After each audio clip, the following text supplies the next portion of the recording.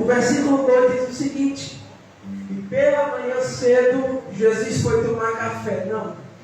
E pela manhã cedo voltou para o templo e todo o povo vinha ter com ele e assentando os ensinava. Olha o exemplo de Jesus.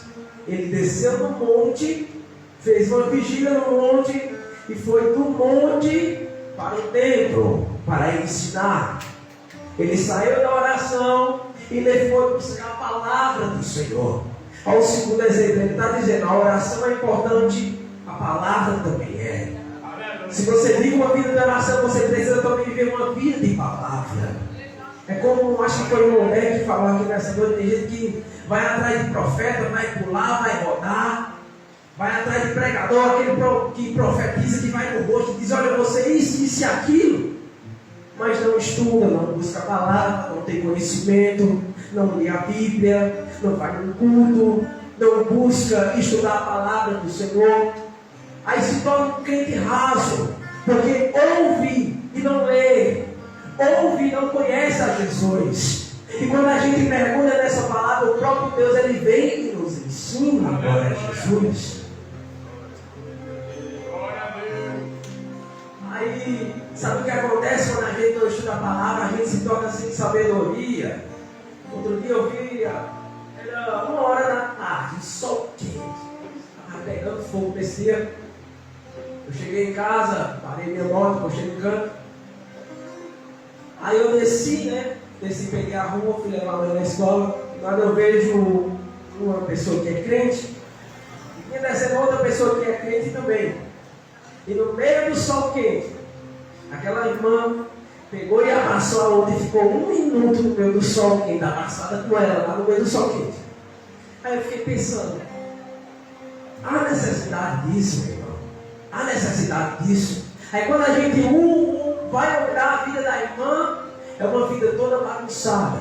Os filhos vivem uma bagunça, a vida é uma bagunça, a casa é uma bagunça. Não busca a palavra, não busca nada, mas está dizendo: eu estou profetizando. Porque acha que dizer Deus mandou dizer é mais importante do que encontrar na palavra a resposta do Senhor. E quando você não estuda, meu irmão, você se torna uma pessoa sem sabedoria. Você se torna uma pessoa insábia, uma pessoa que estuda o que faz na boca, que estuda o que vai querer fazer. A palavra do Senhor, ela nos ensina muitas coisas. E Jesus deixou um exemplo aqui, de você orar e você ler a palavra do Senhor. Por que, irmão Alisson? Porque você se torna uma pessoa preparada para as dificuldades. Você se torna uma pessoa preparada para os problemas, para as lutas, para as dores. Jesus está perto de passar por uma provação, por uma dificuldade, por um teste.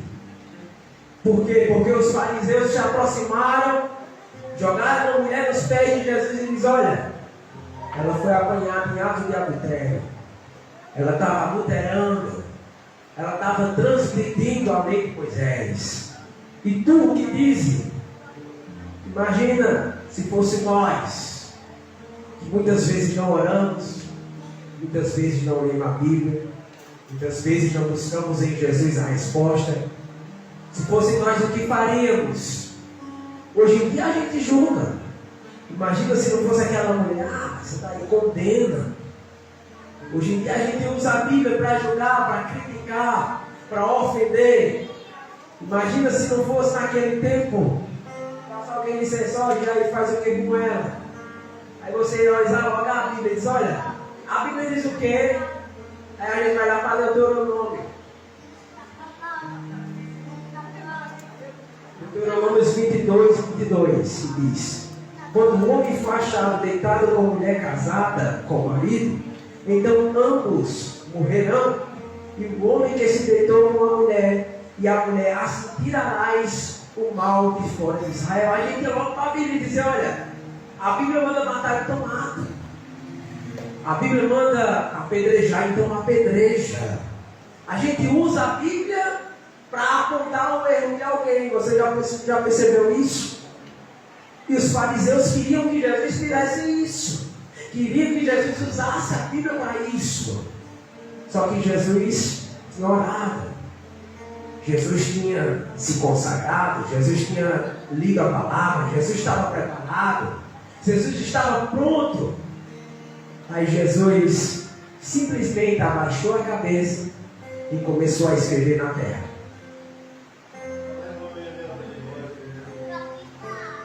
Eles fizeram uma pergunta para Jesus, a pergunta era mal intencionada, aí Jesus simplesmente ensina a terceira lição para a gente. Jesus ficou em silêncio.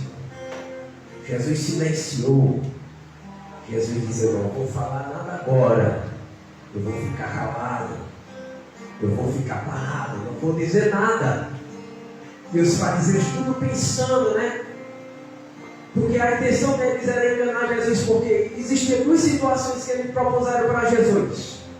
Primeira, segundo a lei de Moisés, a mulher teria que ser apedrejada. Mas eles não poderiam apedrejar a mulher, porque Israel estava sob o domínio de Roma. E Roma tinha tirado o direito de Israel matar. Mesmo na lei de Moisés, eles não poderiam apedrejá-la, porque Roma tirou esse direito. A gente vai ver isso em João, no capítulo 18. Versículo 31, que diz o seguinte: disse-lhes, pois, Pilatos: levai-o vós e julgai-o segundo a vossa lei.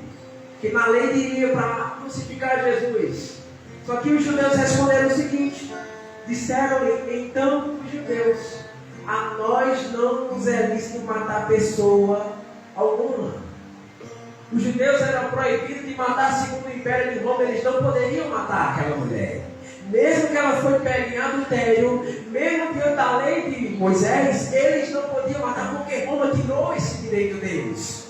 Roma tinha dominado a Judá, tinha dominado Israel, e tinha dito: olha, vocês não podem mais matar quem mata, só é Roma. O correto seria eles pegarem aquela mulher, pegarem um homem, levarem até o Império Romano, assim como fizeram com Jesus. E diante das leis de Roma, aquela mulher teria sido morta. Só que eles usaram aquela mulher para confundir Jesus, para tentar pegar Jesus em uma palavra. Agora imagine se Jesus dissesse: apedrejem ela, Jesus seria preso, porque não poderia matar. Jesus ia ser acusado: ele matou, foi contra as leis de Roma, Jesus ia ser preso.